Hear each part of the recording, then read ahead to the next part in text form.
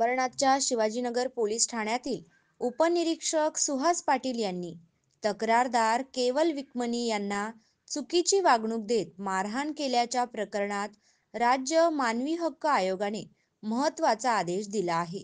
आयोगाने पाटील यांनी विकमनी यांना 6 महिन्यात 5 लाख रुपयांची नुकसान भरपाई द्यावी असा निर्णय दिला आहे। याशिवाय पाटील यांच्या विरोधात गुन्हा नोंदवून त्यांची चौकशी करण्याचे निर्देशही दिले आहेत।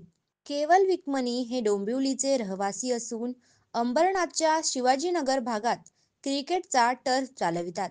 20 मे 2023 रोजी टर्फवर क्रिकेट सामना सुरू असताना उपनिरीक्षक सुहास पाटील घटनास्थळी आले।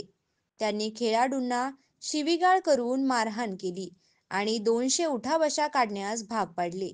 या घटनेचा व्हिडिओ सोशल मीडियावर व्हायरल झाल्यानंतर विकमनी यांनी पाटील यांच्या विरोधात तक्रार दाखल केली। याआधीही पाटील यांनी विकमनी यांना मारहाण करून त्यांच्यावर कारवाई केली होती। तक्रारदाराचे वकील गणेश घोपल यांच्या माध्यमातून राज्य मानवी हक्क आयोगाकडे तक्रार दाखल करण्यात आली।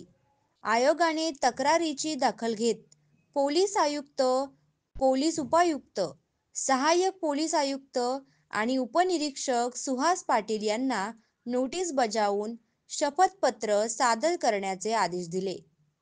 सुहास पाटील यांनी तक्रारदाराला 6 महिन्यात 5 लाख रुपये नुकसान भरपाई द्यावी, पाटील यांच्या विरोधात गुन्हा नोंदवून त्यांची खातेनिहाय चौकशी करण्यात यावी, दोषारोप पत्र सादर करण्याचे निर्देश पोलीस आयुक्तांना देण्यात आले। महाराष्ट्र पोलीस महासंचालकांना नागरिकांशी चांगली वागणूक ठेवण्यासाठी नियमित सेमिनार प्रोग्राम आयोजित करण्याचे आदेश दिले आहेत। राज्य मानवी हक्क आयोगाचा हा निर्णय पोलिसांच्या वर्तन सुधारण्याच्या दिशेने महत्त्वपूर्ण पाऊल मानला जात आहे।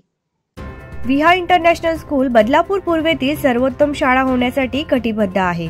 पारंपरिक आणि शैक्षणिक पद्धतीचा उत्कृष्ट संगम साधत आंतरसांस्कृतिक समज वाढवणारी ही शाळा ICSE अभ्यासक्रमाच्या माध्यमातून एकात्मिक अभ्यासक्रम प्रदान करते।